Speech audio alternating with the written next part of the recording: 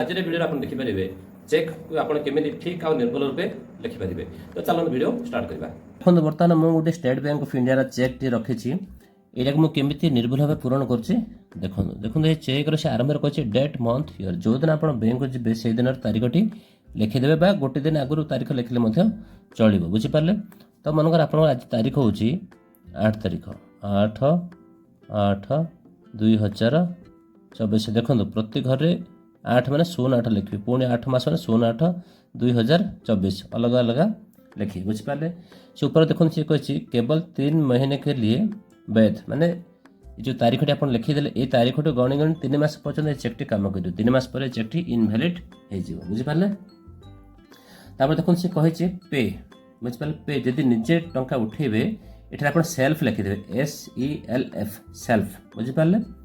तो लिखिदे मानकर 5000 उठेबे लिखिदे 5000 rupees only एठार मध्य 5000 लिखिदेवे बुझीपारे।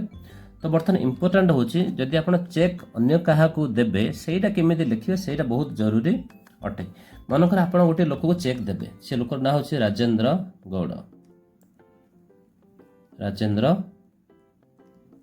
गौड़ तार नामटे लिखिदे मनकर आप 5000 टंका चेक देवे।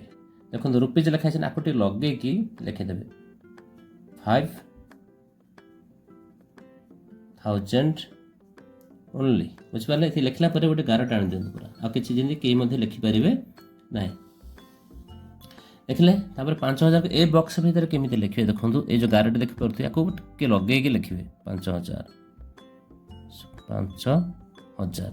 यही प्रकार गोटे क्रॉस चिन्ह दे बुझीपारे। 5 सब टे लगे लिखे जब आप छाड़ी लिखे से लोक दरकार पड़ा आप एक ये लिखिद तो 15000 हो बुझीपारे ना। तो यही प्रकार चेक टी आप लिखे लिखि सारापर देखो आप नामटी ये प्रिंट हो सी कही प्लीज साइन एबव माने ये साइन आप नार उपर सिग्नेचर करतु आप सिग्नेचर करदे बुझीपारे। सिग्नेचर कर सारापर ये चेक्र पछे पटे जो लोक को आप चेक देवे से लोकर गोटे सिग्नेचरटे करदे बुझीपारे। से लोकर राजेंद्र गौड़ ये लोकटे आप सिग्नेचर करदे बुझीपारे।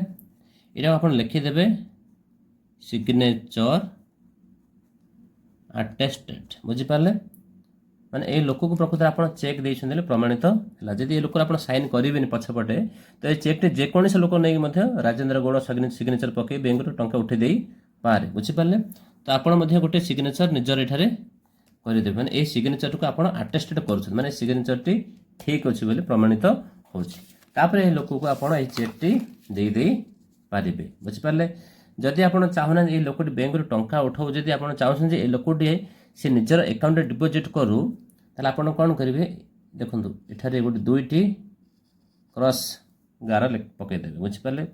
ये गार 2टी अर्थ होता अकाउंट पे चेक माने सी आउ टंका उठे पारे ये निजर अकाउंट डिपोजिट कर डिपोजिट कर सारा से टंका उठे पार बुझीपारे।